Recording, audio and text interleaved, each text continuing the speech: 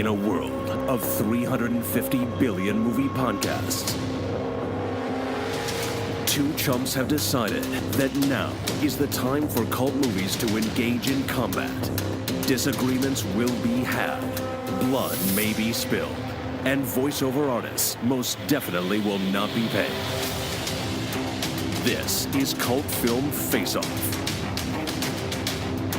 Hello and welcome to episode 5 of Cult Film Face-Off. My name is Chet Roivas. With me as usual is Nick Leonard. Hello there. First of all, before we get started, I wanted to clear up a couple of bits of business. First of all, I should have started doing this from the beginning, but to be honest, when we started doing this programme, I thought that we could do it without dropping spoilers left and right.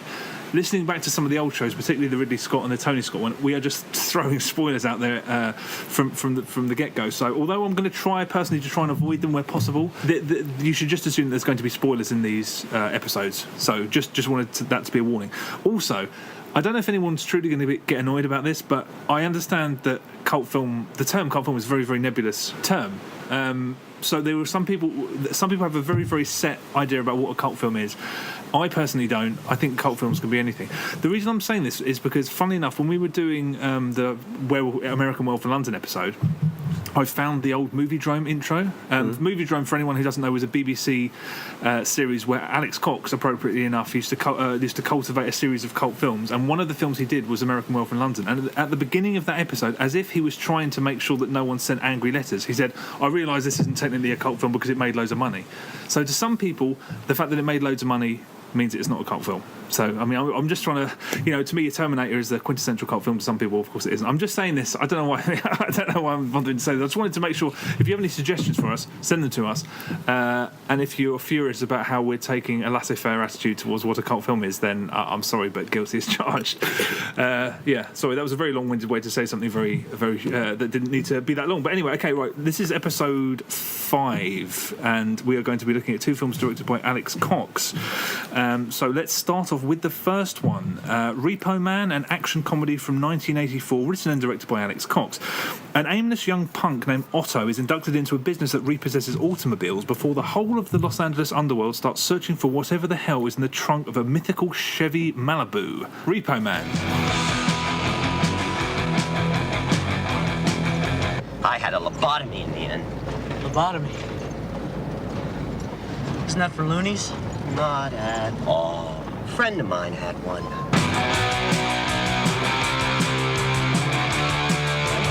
I do my best thinking on the bus. That's how come I don't drive, see? You don't even know how to drive. I don't want to know how. I don't want to learn, see? The more you drive, the less intelligent you are.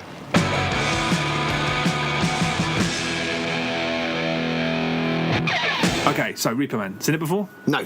No, me neither. What did you think? It was a film. It was one of those films that I never got around to watching. Yeah, it was always, was aware of it. It was getting mentioned a lot. Trying to describe what happens as a film is a pretty mean feat. It's a really hard film to describe what happens. Estevez and Harry Dean Stanton have a great chemistry. Yeah, they really do, yeah. I could watch those guys all day long. I think that's one of the weaknesses of the film, is there wasn't enough Harry Dean Stanton in it. When watching the film, one of my takeaways was I want to search out every Harry Dean Stanton film, because every film that he's in, he's brilliant. Alex Cox as a director, I just love throughout the whole film. It's got a real dark humour and punk sensibility throughout the whole thing. I mean, when it came out, it must have been like, well, this really isn't like anything else. Exactly right. Yeah. What did you think of it? Well, I think that's really important, is that when I was growing up, and particularly in like the early 90s, this was still revered. Like, you'd read about it in magazines, and I don't think it was always getting cross-referenced. Always, and people would talk about it like this is the cult film. That doesn't happen so much anymore. And I think that's because the best way to view this film is to watch it alongside almost any other film made in the 1980s, because that's where formula was everything, and Hollywood was in the shitter, and original films were very, very hard to come by. But if you watch this next to it, you can feel how completely off the grid it must have felt. But in the sort of early 90s, films like Slacker came out, and Tarantino arrived, and those were films that changed the film industry. So this didn't change anything. I think it's an antidote to everything that was in the 80s, but I don't think it's influential, which is why it probably hasn't. I wouldn't say it's aged badly. Actually, I think it's aged very well, but you can tell it's not a truly influential film. Every so often a film comes out that's either really anarchic or really cryptic. So stuff by Jim Jarmusch, who's actually in the next film we'll talk about, or something like Donnie Darko, that really capture people's imagination because they're so different from everything else. It has a kind of willful flippancy to it. I don't think it has, whereas before Tarantino arrived, before Richard Linklater arrived, stuff like that, people did still speak of it like it changed the film industry, and I think that was overstating it a little bit, because it does seem like a curio more than anything else. But I really did enjoy it. I love the beginning of the film. What, the first scene, you mean? The first scene, I thought was done so well. The sort of the inventor, the kind of the scientist, the mad professor. That whole scene was done really, really well. Just like the oddness of it all, it was such a tilt. Yeah. The film was done at such a tilt. Yeah, definitely. I mean, one thing that I do think is that it has one of those. People always talk about how outsiders' views of America are always completely, that they really manage to cut to the heart of what America is. Some of the most influential films are made by people who are not from America, and Los Angeles looks permanently unsafe. Besides being totally unpoliced, there's that hilarious running gag about whenever they go into a convenience store, it's in the middle of getting robbed. And it is one of those great outsiders' views of America. There's loads of Western iconography, and there's just things that you can tell Alex Cox is just kind of marvelling at. Like there's one shot of a queue of people at sunrise in the middle of the desert waiting to get on a bus, and I just thought, I've never seen that before. And something else I noticed that he does that I thought was really really effective. He constantly placed the camera in the middle of roads, even if it was someone crossing a road. And the first thing that most people see when they go to America is the fucking roads are huge. Almost nowhere else in the world are the roads that massive. That's something that you take away. So you constantly look. You could get lost in some of those shots, even when it's just somebody crossing a road. And there's just some lovely long takes, slightly awkward long takes. The actors, the way the actors perform is very strange. I mean, I'll probably talk about this when we talk about Straight to Hell, but Alex Cox seems to want people to not act in a conventional manner. Some of the performances are deliberately cartoonish. I mean, it's ramped up to the fucking nth degree in the next film, but so I'll save it for then. But yeah, it's a thoroughly enjoyable film, but it's just off the wall, kind of for the sake of it. I don't know if it's for the sake of it's correct. I think he's probably very purposely got a particular sort of almost post-apocalyptic punk. I mean, the punk sensibility. I love the fact that he's just got this. He's got these very comic strip cartoony goons kind of in there, and I like the fact that he was obviously he's really riffing on consumerism. The fact that nothing's branded properly. It's branded like beer, all that kind of stuff. It is one of those films where there are just moments that are just completely. There's a scene in a laundrette while you watch the owner of a car sort of speaking to people as his car is stolen in the background, and then when it cuts to him running up, there just appears to be a corpse on the floor, just lying on the floor. It's like there's no real reason for that, one assumes. There's also a terrific gag. I watched it with a friend, and we went oh, and then burst out laughing after Emilio Estevez and what's his name? I think his name's Cy Richardson, the guy who's also in Straight to Hell. Yeah. They steal a car. And Emilio Estevez picks up these like wrapped presents in the back seat, and he looks at them like, "What are we supposed to do with these?" And the guy just throws it out the window. And then you see a car drive over the present, and the paper comes when you reveal it's just a wad of cash. Yeah. And I thought that was a really brilliant joke, but it's a complete non sequitur. What does it mean? It means nothing. It's not anything about they're not callous people necessarily. It's just like, why not? It's just a joke. It's just like who fucking cares?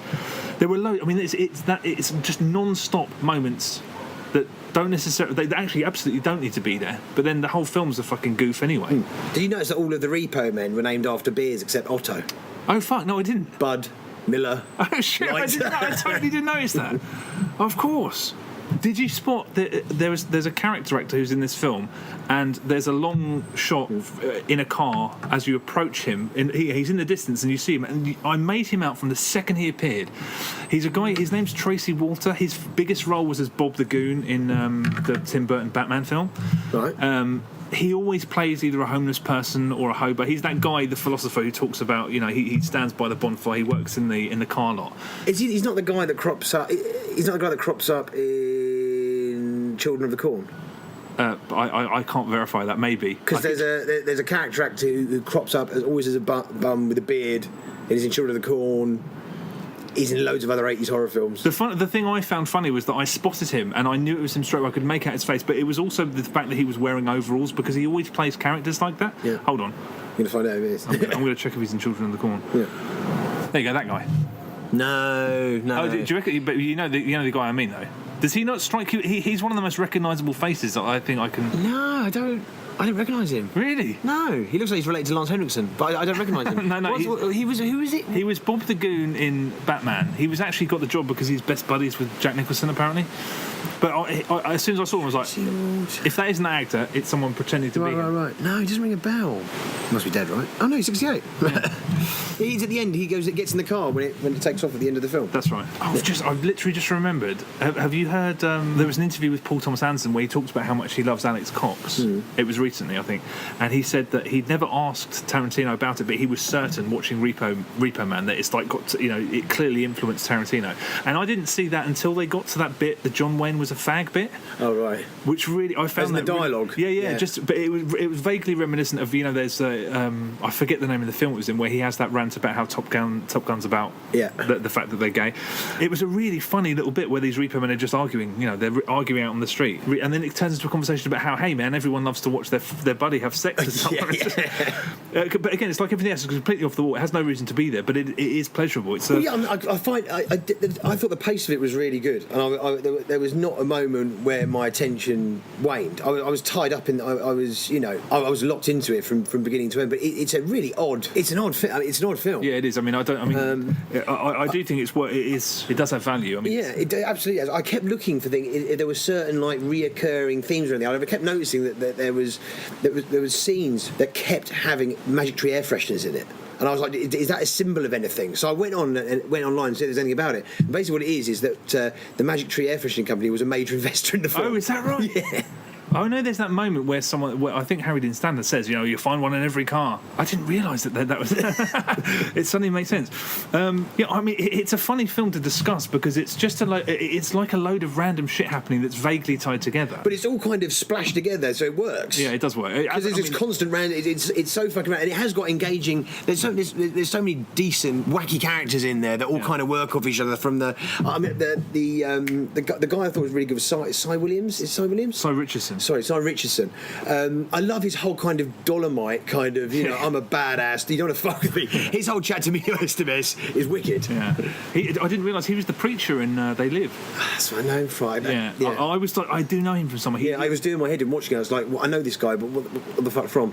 Yeah, he looks kind of unrecognisable. It doesn't really look like he changed the way he looked. Even if you look at his IMDb picture, it doesn't look like the guy in Reaper Man. He looks completely different as he got older.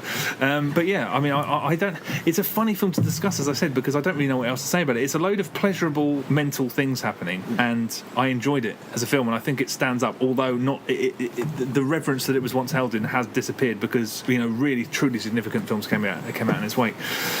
Alex Cox essentially, in a very strange way, or a small way I should say, tried to remake Repo Man in 1987 with Straight to Hell, another action comedy written and directed by Alex Cox. Following an impromptu heist, a band of hitmen bury their stolen loot before hiding out in a small desert community of absolute weirdos. What happens next? I don't really know. Straight to Hell.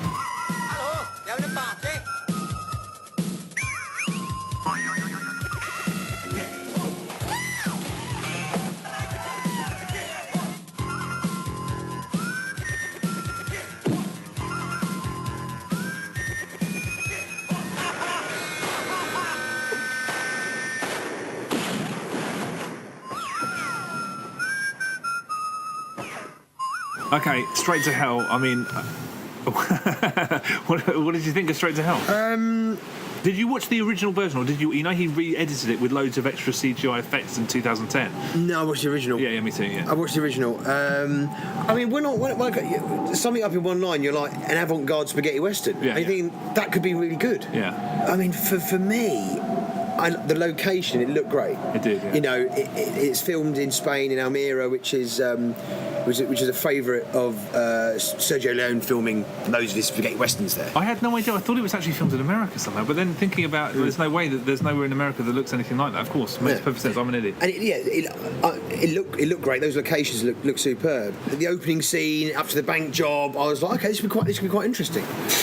But yeah, it's a complete mess, a jumbled mess, and I'm sure what I kind of what I got from it was like they must have had a really good time. exactly. Shooting this. Yeah. But I'm not having a great time watching it. Right. I don't know if they had I find it very hard to believe that there was a completed script.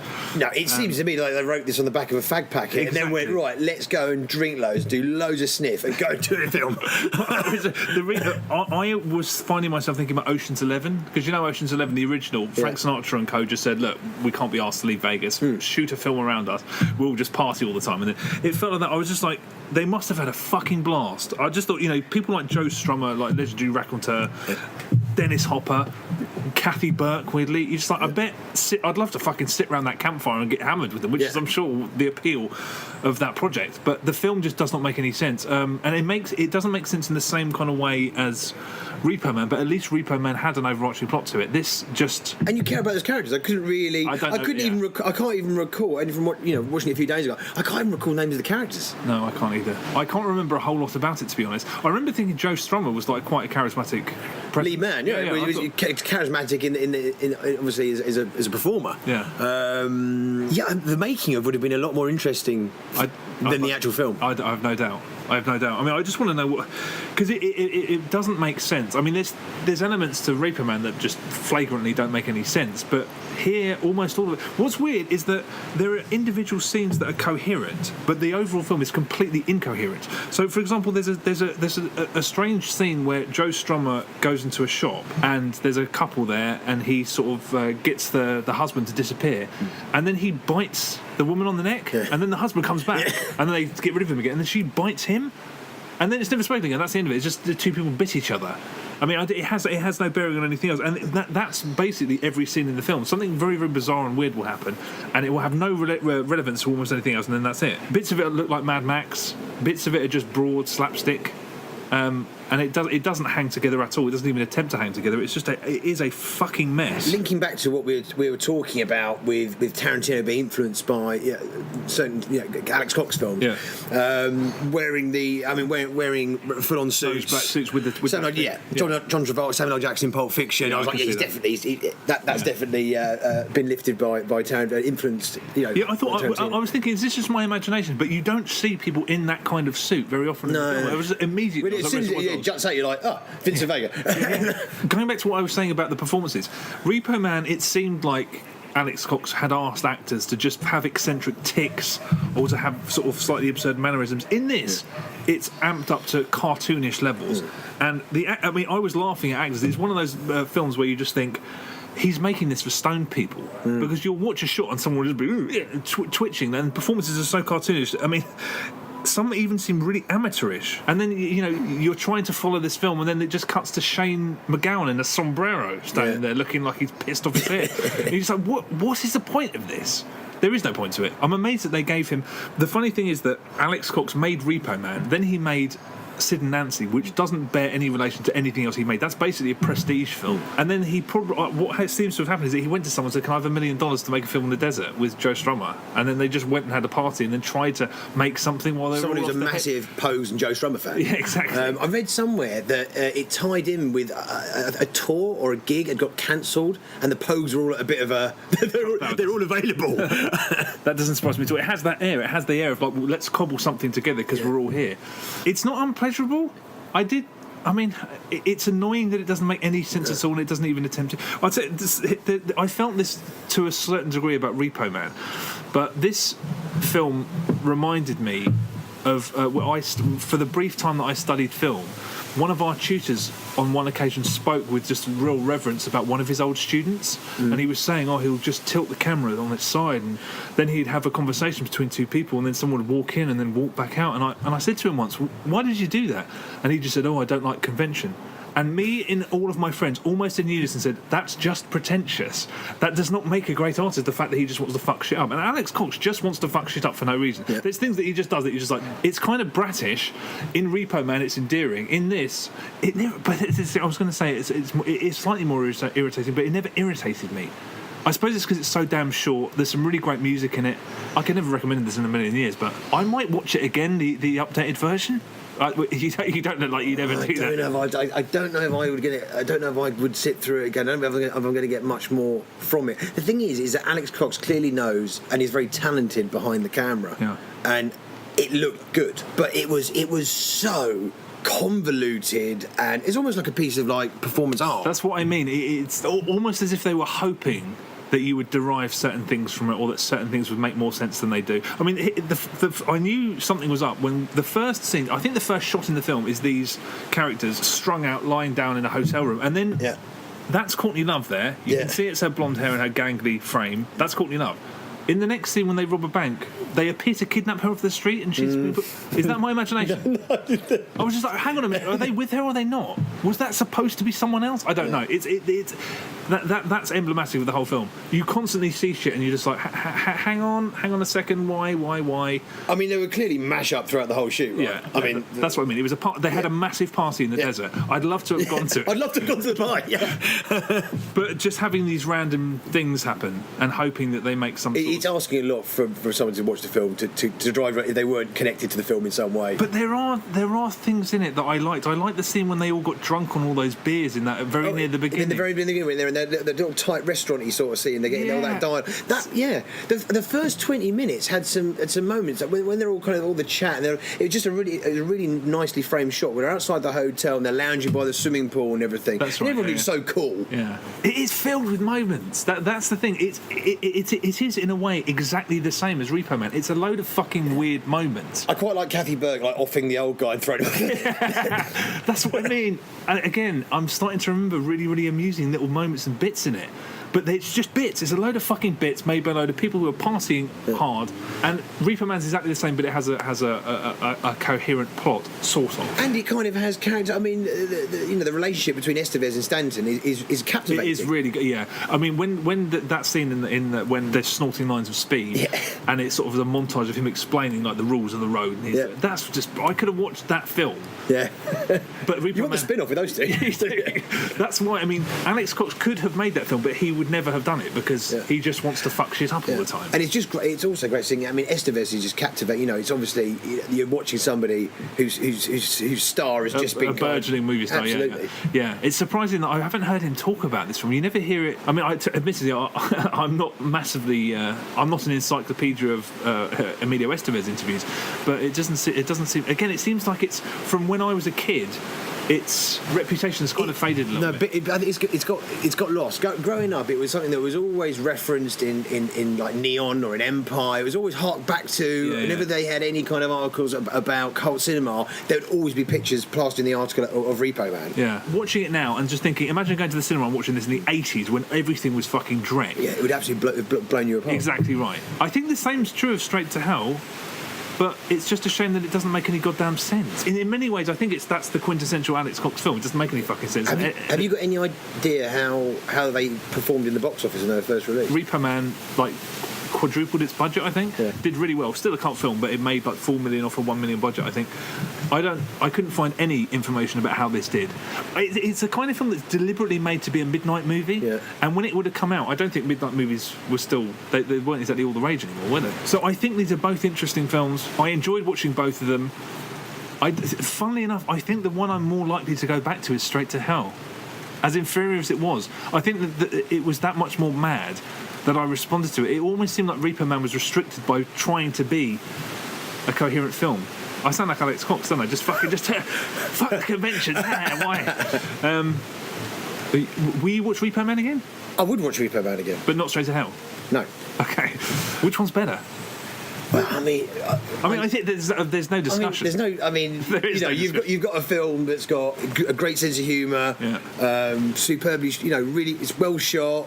The pace of it, I was completely caught up in it. I mean, there was points of Straight to Hell where I was looking at my watch. I never looked at my watch, but I can totally understand because I was just like. So with the other version, is it a director's cut with added effects? How does it? Apparently, from what I read, and this might be incorrect, Alex Cox was inspired by. Oh no, it was. Sorry, I was going to say George Lucas. It wasn't. It was the Apocalypse Now Redux. Mm. He wanted to go back. He added 6 minutes of footage, which apparently he didn't want to cut in the first place, and he redid special effects like the gunshots and stuff. Added blood.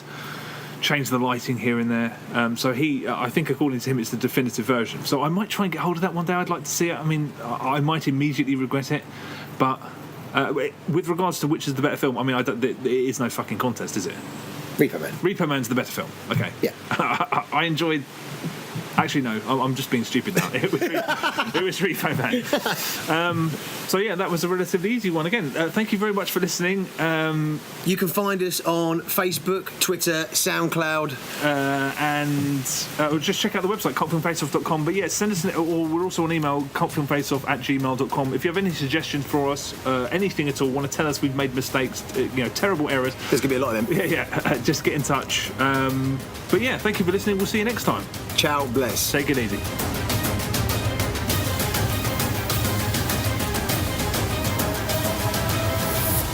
Cult Film Face-Off.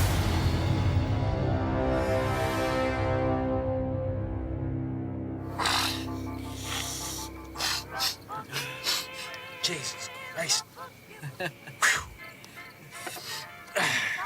never broke into a car, never hotwired a car, kid. I never broke into a trunk.